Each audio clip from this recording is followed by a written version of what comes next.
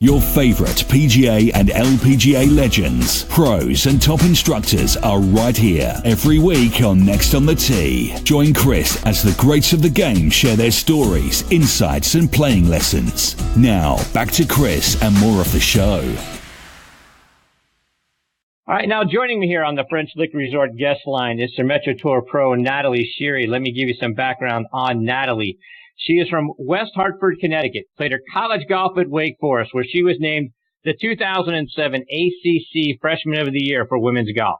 In 2008, she was named the ACC Rookie of the Year and a top 50 female golfer to watch by Golf Week magazine. 2009, she won the ACC Women's Golf Championship and was named their Player of the Year.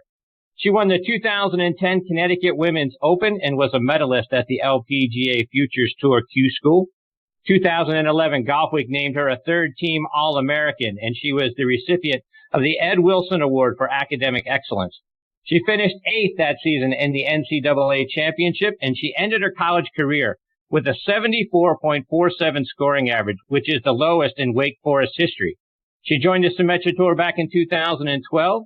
She won the 2016 WB Mason Championship at Thorny Lee Golf Club up in Brockton, Massachusetts. She had another strong year here in 2018, highlighted by 3 top 10 finishes, and I'm very excited she's with me tonight here on Next on the Tee. Good evening, Natalie. Thanks for coming on the show. Hey, Chris. Thank you so much for having me.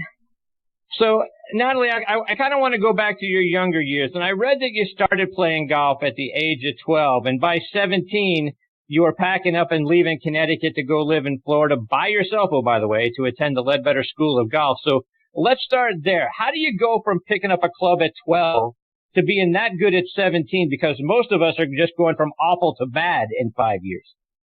You know, I was so lucky. My dad actually surprised me with a golf lesson for my 12th birthday. And I think that was like the smartest thing that he could have done, because I think there's so many dads out there who try to teach, and he got me instruction right away. He did enjoy golf, playing with his friends. But, so he knew the game, but he decided to have me have my first golf lesson as my first time ever playing, and I loved it ever since. Practiced all the time, obviously with my parents helping me out, driving me to and from practice. I did grow up in the Northeast, being from Hartford, Connecticut, so our season is quite short. But I was able to go to a place called Golfers Warehouse, which is basically a huge Dick's Sporting Goods just for golf.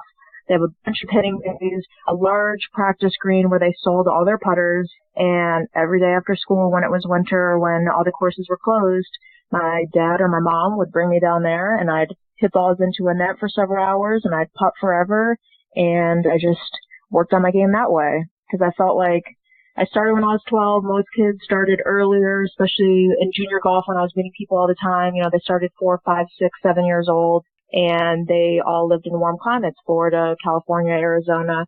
So they were practicing all the time. So I felt like at least outwork them, at least I'd have a chance to beat them. So that's what I did. And Natalie, talk about the decision to leave home and high school to move down to Florida, again, alone to attend the Ledbetter School. It had to be a really hard decision to make. You know, actually, it wasn't... Not too hard, only because I've loved the game so much. I knew I was going to Wake Forest at that point. I knew that, you know, Wake being in North Carolina, the weather was going to be better. I was going to have the opportunity to play all year, and I had never had that before living in the Northeast. So I thought that Florida would be a great transition of, you know, weather, practicing with other people, learning to be part of a team that would get me ready for my Wake Forest years. So once I had the opportunity, I was offered a scholarship to go to the Ledbetter Golf Academy at IMG Academy in Bradenton. I was so excited. I definitely, you know, took them up on it. So how did you already know at that point that you were going to go to Wake Forest? Why Wake?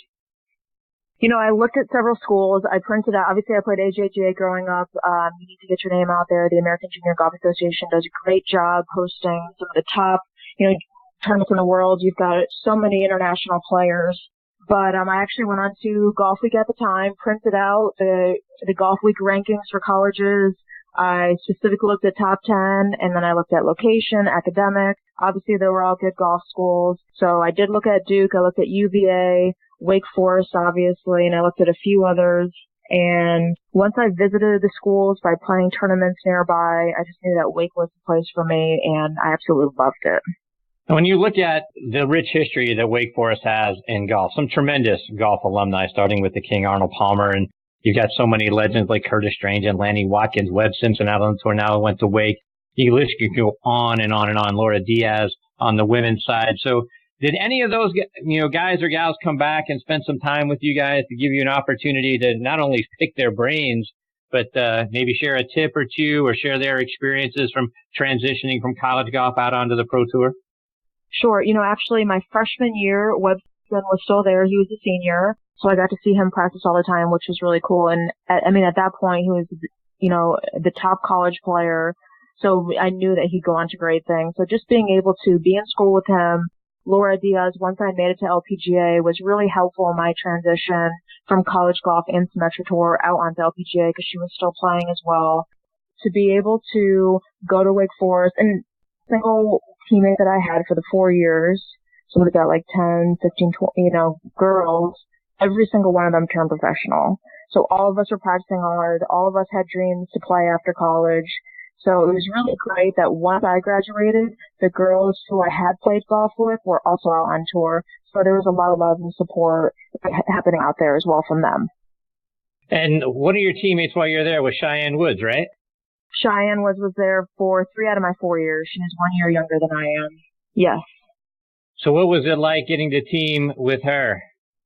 It was really, really cool. Obviously, she won ACCs 1 year, just having so much notoriety with her there. She loved the school as well, just to see her practice and see how much she enjoyed being there, even though she did get opportunities, growing up, obviously being associated with Tiger, being a family member.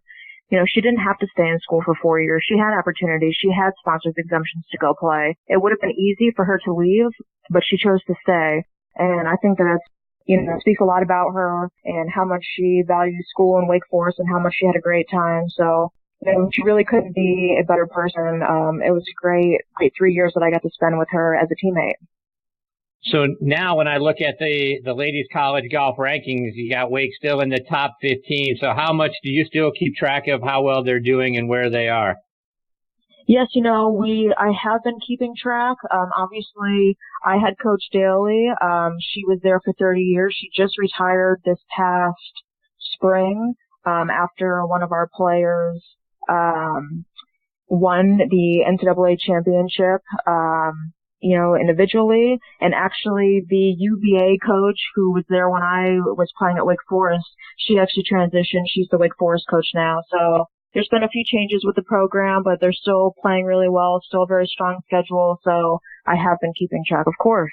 It's always go Deeks. Indeed.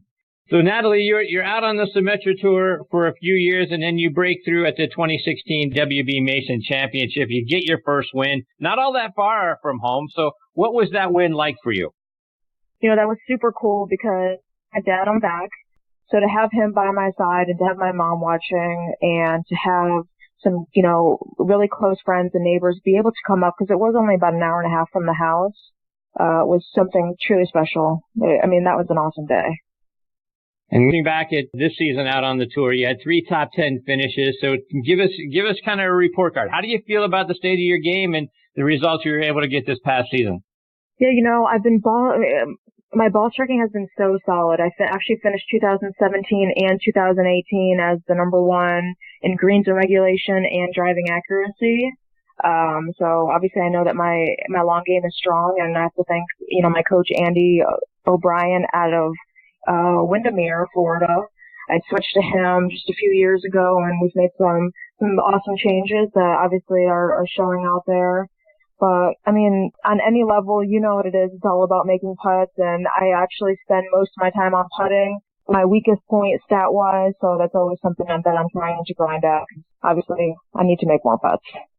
So, Natalie, looking ahead to 2019, do you have specific goals that you set for yourself?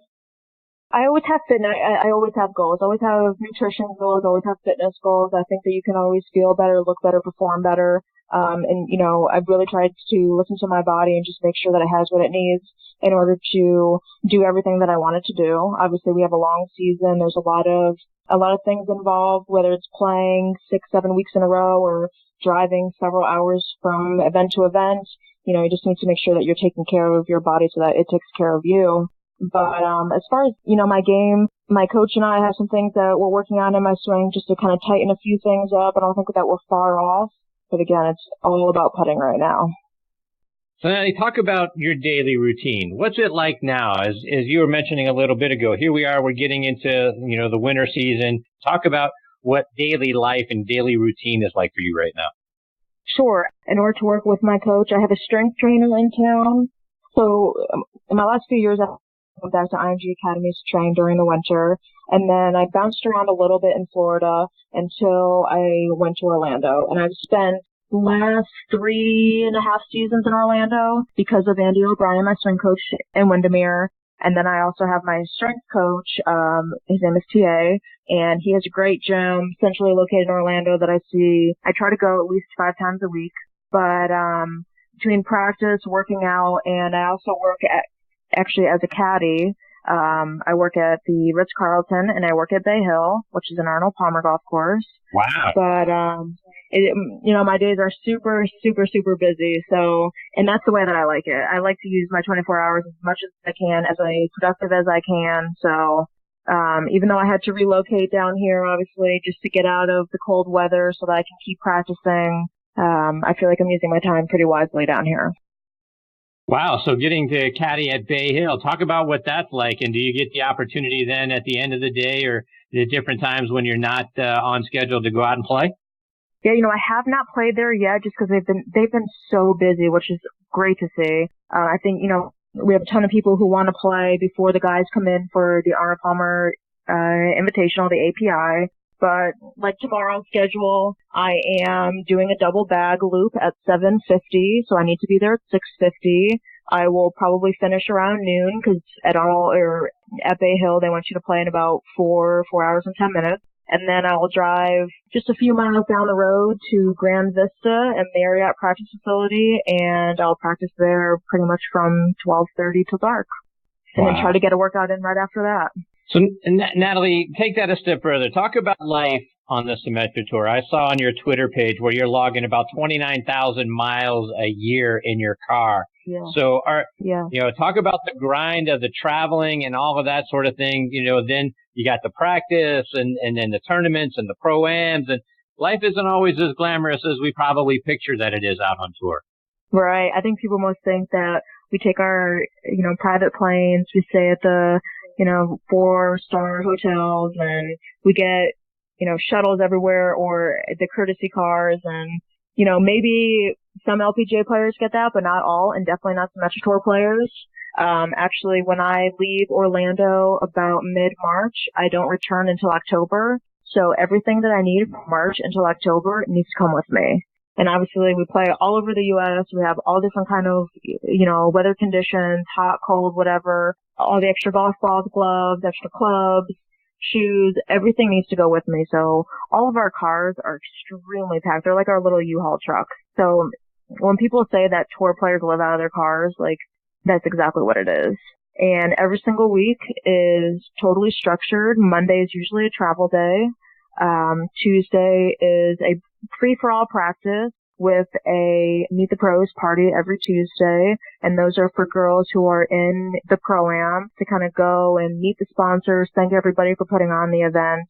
So Wednesday is a Pro-Am, and either Thursday we start or Friday we start. And if it is a Friday start, then usually Thursday there is a Pro-Am as well. And then all of a sudden it's tournament days. Fridays, at least Friday, Saturday, Sunday we're playing, and sometimes there's a Thursday mixed in as well for our 4-day event. So how tough is the mental grind, right, of doing all of that? Sitting, in the car for however many miles it is between events, and then trying to get in the gym, and then trying to get out on the practice range and all of that sort of thing. How do you keep your mind in a positive state? Because when I look at your Twitter page, it's all about positivity. Thank you. You have to stay positive out there. I feel like we live a life that it can be stressful, but at the end of the day, you have to look back and be like, you know what? How many people would love to work outside and set their own schedule every single day and be able to go to the gym, when they want and meet all these great people nationwide? we really live a blessed life, and I feel like you need to look at it like that in order to see it. If I need to drive a little bit to get, from each event to each event, then I'll do it. If it means having all my stuff with me and not flying and not having to have a rental car, that's no problem. I do try to sign up for as many host families as possible because I'm very big into nutrition and meal prepping. And if I can stay at someone who's associated with, the golf course charity, if I can stay with them and be able to make my own meals and just be able to come home and just have some people to speak with rather than going to a hotel room and having it be super quiet, I feel like that also helps relax and calm down and, keep things really positive. And Natalie, talking about staying on the sort of like the mental side of the game, talk about dealing with sort of the ups and downs. You have a good tournament, you're up. You have a not so good tournament, you're down. How do you not get too down on yourself if you've had a bad tournament? And like my father says, don't read your press clippings too much when you've had a really good one. Yes. For anybody who plays golf, they know, golf, that is golf. There's going to be days when you show up where everything feels really, really good and you just feel like you can't miss and the hole just seems so big. And then there's maybe, some other days, maybe it's even the next day that you show up and, the swing is a little bit off, your kind of tempo is a little bit off, maybe you're kind of quick that day, the putter's not super hot. As long as I work really hard, so I feel like every day I show up, I know that I am prepped and ready to go. And it's just about kind of, relaxing out there. Maybe it's chatting, with my caddy, chatting with the other players in my group, but just knowing that I'm prepped and ready and knowing that I'm going to make mistakes and everybody else is going to make mistakes. As long as I keep positive and kind of forget that shot, that's the only way that you can really play. I mean, you hear people all the time saying one shot at a time. That statement couldn't be any more true. Just because I hit a poor shot doesn't mean that I'm going to do it twice. I am going to do it twice if I start thinking about it and thinking why it happened and, what's going on. But if I just think positive thoughts and think like, what? Okay, I hit that drive bad, but let's see what we can do here. That's what it's all about. It's all about grinding. It's all about, seeing what you can do because there are no pictures on the scorecard. And to that end, what role does the caddy play in keeping your mind focused and not allowing you to get too down or get too concerned about a wayward shot or a missed putt? Yes. Being able to just chat with them, I feel like you're out there for 4.5, 5 hours.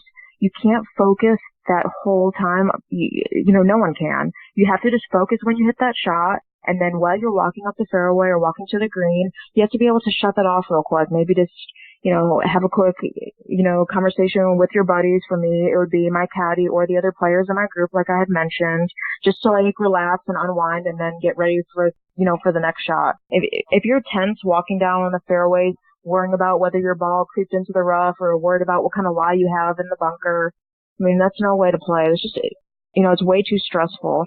Golf is such a beautiful sport and, just being outside, just enjoy the day. And I think that having a caddy I take a lot of local caddies. So for me, it's either hanging out with them because I see them once a year or maybe I have somebody new and it's trying to get to know them and making sure that they feel comfortable out there.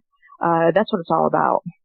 Natalie, just a couple more before we let you go. And I was looking at your Twitter page and I came across one of your tweets that I absolutely love. You wrote, "I may not be a Victoria's Secret model, but I could pick one up and squat her." I think that's absolutely fantastic. Where did that come from? Thank you. I feel like, and especially in this day and age, obviously sex sells and there's so many girl golfers out there, so many fan pages out there of girls maybe not wearing a lot of clothing and, they're getting sponsorship deals, they're getting, invites everywhere and it's totally cool for them. Obviously if that's their calling, then great. But I feel like maybe you can't forget about the other people too who maybe don't always look the part or, work out and lift. Like girls can be strong too. Natalie, let our listeners know, how can they stay up to date with all the great things you're doing and follow you, whether it's online or it's on social media? Yeah, social media for sure. I'm actually the most active on Instagram, and that's also at Nat Sheary, the @ NATSHEARY. I try to post something either on my story for day in a life or, on my page. Obviously, I do tweet. Facebook, I'm up there as well. But, with this day and age in social media, it's not hard to find us. You can always, if you have, any questions or anything like that, very easy to get a hold of. Well, Natalie, it's been fantastic having you as part of the show tonight. I hope you'll come back and join me again sometime. Share more of your stories and your insights. Talk about what's going on with you, because I've really enjoyed having you here tonight. Cool. Well, thank you so much, Chris. I really appreciate it. And I would love to be back. Thank you again. Take care, Natalie. Happy holidays to you and your family. I look forward to catching up with you again soon. Yes, happy holidays. Thank you, Chris. Take care, Natalie. That is Natalie Sheary. Again, at Nat Sheary, Sheary. She's fantastic. And I'll tell you, folks, you look at somebody that is, had a great college career, took a little time to get acclimated out there on the Symetra Tour, but then breaks through with a win in 2016. As she mentioned, number one in driving and greens and regulation the last couple of years, 3 top 10 finishes this year. Boy, it just seems like she's just got everything going for her. She's got a great attitude. She's certainly got the game, as she's mentioned, talking about, focusing on putting. And how many times have we had people on this show from Gary Player to Tom Patry to all the other, top instructors in the game. Short game, short game, short game. Sounds like she's, focused on all of the right things and doing the right things. I expect great things from her. Looking forward to having her back on the show and certainly following her through the 2019 golf season.